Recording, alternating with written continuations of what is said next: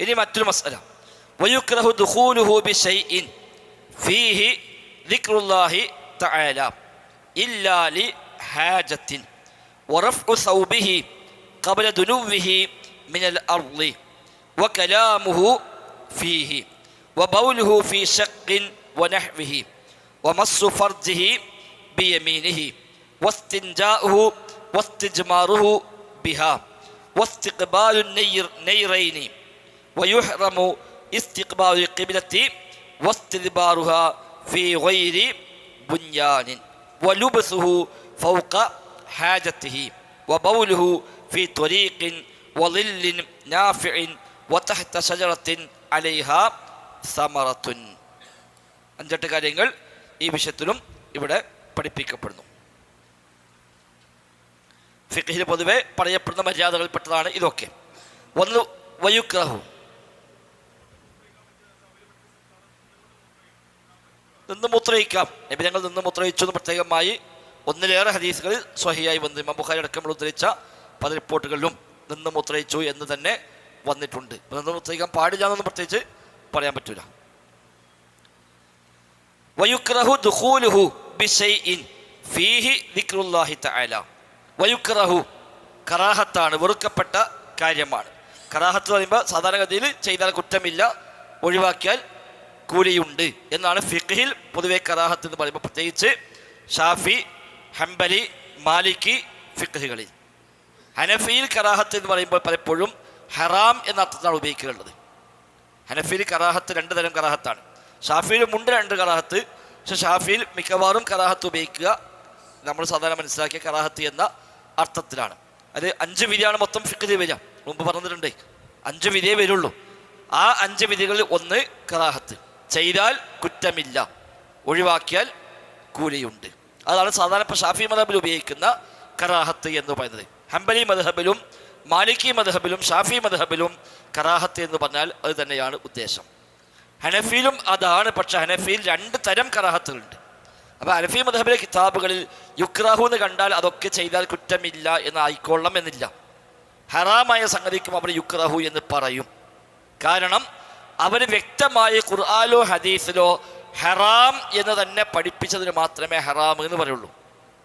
അല്ലാത്തതിന് ഹറാം എന്ന പദം ഉപയോഗിക്കൽ സൂക്ഷ്മത അല്ല എന്നാണ് അവരതിന് ന്യായമായി പറഞ്ഞത്. അപ്പോൾ അതിന് കറാഹത്ത് എന്ന വാക്ക് ഉപയോഗിക്കും. എന്നാൽ ചെയ്താൽ കുറ്റമുണ്ട് എന്ന് തന്നെയാണ് അർത്ഥം. ഹനഫി മദ്ഹബിൽ അധികവും യുക്റഹു എന്നൊക്കെ ഹറാം എന്ന അർത്ഥത്തിലായിരിക്കും. നമ്മൾ പറഞ്ഞ കറാഹത്തല്ല. ഇതിനവർ കറാഹത്തു തൻസീഹ് എന്നാണ് പറയുക. കറാഹത്ത് 2 തരം കറാഹത്താണ്. ഷാഫി മദ്ഹബിലും അങ്ങനെ തന്നെയാണ് 2 തരം കറാഹത്ത്. പക്ഷേ ഷാഫി മദ്ഹബിൽ അതൊക്കെ അധികവും ഹറാം എന്ന് തന്നെ ഉപയോഗിക്കും. കറാഹത്തു തൻസീഹ്, മറ്റൊന്ന് കറാഹത്തു തഹരീം. ഹറാമിൻ്റെ കറാഹത്ത്, തൻസീഹിൻ്റെ തൻസീഹ് എന്നത് അതിൽ നിന്ന് മാറി നിൽക്കണം എന്നാണ്. തൻസീഹ് അതിന് വിട്ടു നിൽക്കുക, ഒഴിവാകലാണ് നല്ലത് എന്ന അർത്ഥത്തിൽ. അപ്പം ഷാഫി മദ്ഹബിലും ഈ വിഭജനമുണ്ട്, കറാഹത്തു തൻസീഹ്, കറാഹത്തു തഹരീം.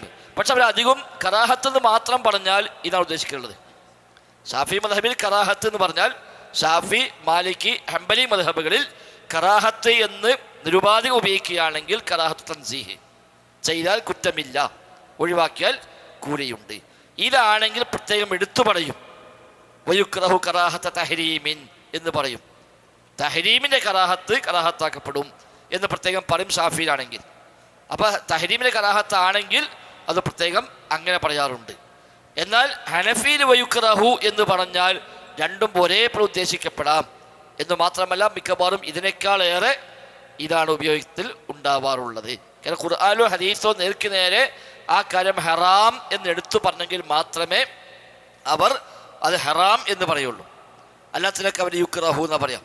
അപ്പോൾ ഹനഫി മദ്ഹബിൽ യുക്റഹു കണ്ടാൽ അത് ഒരു പക്ഷേ അസ്ലിയായ അർത്ഥം തന്നെ ഹറാം എന്ന അർത്ഥത്തിലായിരിക്കും.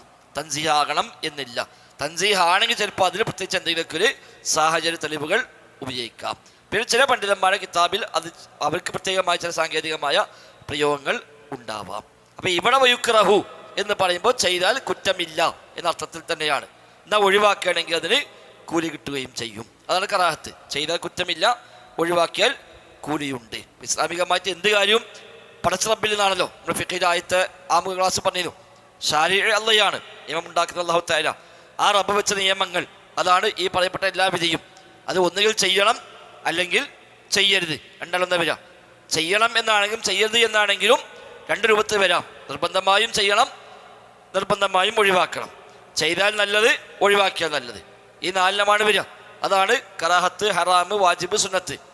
അഞ്ചാമത് ചെയ്താലും കുഴപ്പമില്ല, ഒഴിവാക്കിയാലും കുഴപ്പമില്ല. അതാണ് ഹലാല്, മുബാഹ്, ജായിസ് എന്നുപയോഗിക്കുന്നത്. നമ്മൾ ബോർഡുമ്പോൾ എഴുതി പഠിപ്പിച്ചാണത്. അപ്പം ഇവിടെ വയുക്റഹു എന്ന് പറഞ്ഞാൽ ചെയ്യൽ കറാഹത്താണ്, അഥവാ ചെയ്താൽ കുറ്റമില്ല, ചെയ്തില്ലെങ്കിൽ കൂലിയും. അപ്പം യുസ്തഹബ് അപ്പുറത്ത് പറഞ്ഞു, അതിന് ഓപ്പോസിറ്റ് വരുമ്പോൾ യുക്റഹു. യുസ്തഹബ് ചെയ്താൽ കൂലിയുണ്ട്, ഒഴിവാക്കിയാൽ കുറ്റമില്ല. യുക്റഹു ഒഴിവാക്കിയ കൂലിയുണ്ട്, ചെയ്താൽ കുറ്റമില്ല. മനസ്സിലായിട്ടല്ലോ? യുക്റഹുവിൻ്റെ ഓപ്പോസിറ്റാണ് യുസ്തഹബു, അല്ലെ യുന്തബു, യുസന്നു എന്നൊക്കെ ഉപയോഗിക്കുന്നത്. യുക്റഹു എന്നതിൻ്റെ ഓപ്പോസിറ്റാണ്. വിശുദ്ധ ഖുർആനിൽ കൊടിയ പാപങ്ങൾ പറഞ്ഞിട്ട് പോലും മക്റൂഹ് എന്ന് ഉപയോഗിച്ചിട്ടുണ്ട്. ഷിർക്ക് പറഞ്ഞു, കൊലപാതകം പറഞ്ഞു, വ്യഭിചാരം പറഞ്ഞു, ഇതൊക്കെ പറഞ്ഞു കുല്ലു ദാലിക കാന സയ്യിഹു ഇൻദ റബ്ബിക മക്റൂഹ, ഇതെല്ലാം നിന്റെ റബ്ബിന്റെ പക്കൽ മക്റൂഹാകുന്നു. ഷിർക്ക് അടക്കം പറഞ്ഞു അവിടെ. അപ്പൊ അവിടെ മക്റൂഹ് പറഞ്ഞാൽ ഫിഖ് പറഞ്ഞ ഈ മക്റൂഹാണോ? അല്ല, അവിടെ അള്ളാഹ്ക്ക് ഇഷ്ടമില്ലാത്ത വെറുപ്പുള്ള കാര്യമാണ് എന്ന അർത്ഥത്തിലാണ് അവിടെ അത് ഉപയോഗിച്ചിട്ടുള്ളത്. അപ്പൊ അവിടെ മക്റൂഹ് ഉപയോഗിച്ചല്ലേ, അപ്പൊ കറാഹത്തല അതൊക്കെ കറാഹത്താണ് എന്ന് ഈ കറാഹത്ത് അവിടെ കൊണ്ടുവെക്കാൻ പറ്റുകയില്ല.